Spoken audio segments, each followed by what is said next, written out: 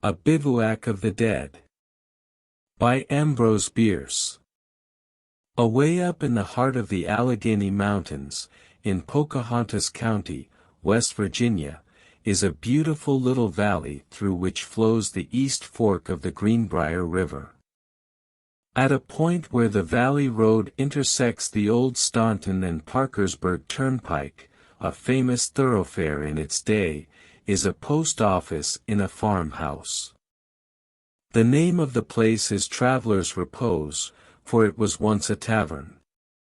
Crowning some low hills within a stone's throw of the house are long lines of old Confederate fortifications, skillfully designed and so well preserved that an hour's work by a brigade would put them into serviceable shape for the next Civil War.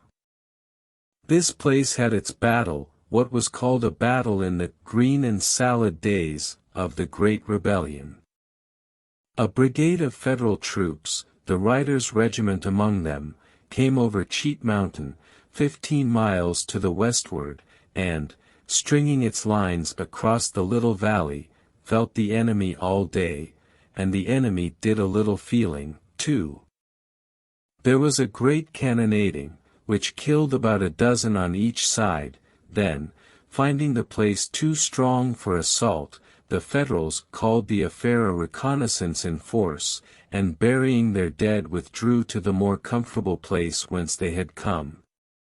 Those dead now lie in a beautiful national cemetery at Grafton, duly registered, so far as identified, and companioned by other Federal dead gathered from the several camps and battlefields of West Virginia.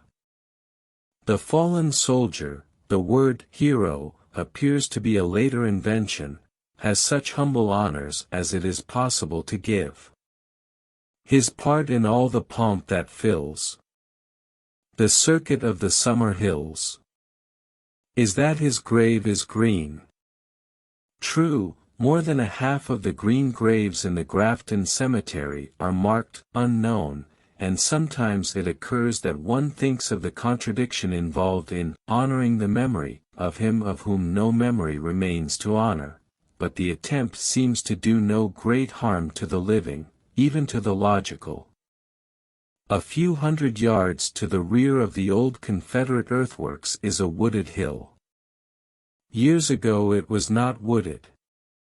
Here, among the trees and in the undergrowth, are rows of shallow depressions, discoverable by removing the accumulated forest leaves.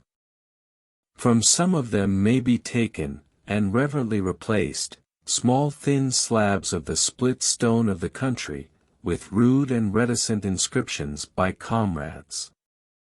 I found only one with a date, only one with full names of man and regiment. The entire number found was 8.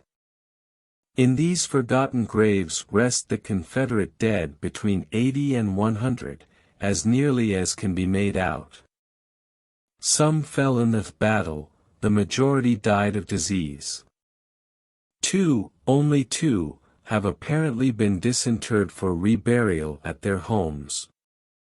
So neglected and obscure is this Campo Santo that only he upon whose farm it is, the aged postmaster of Traveler's Repose, appears to know about it.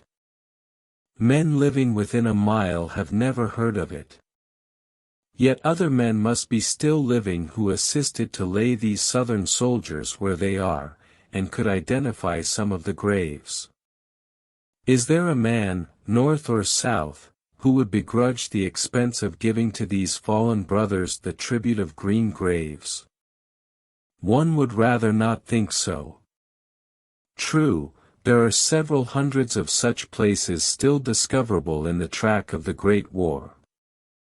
All the stronger is the dumb demand, the silent plea of these fallen brothers to what is likest God within the soul. They were honest and courageous foemen, having little in common with the political madmen who persuaded them to their doom and the literary bearers of false witness in the aftertime.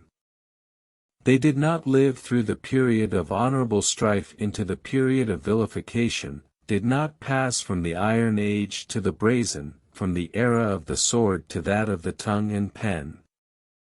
Among them is no member of the Southern Historical Society.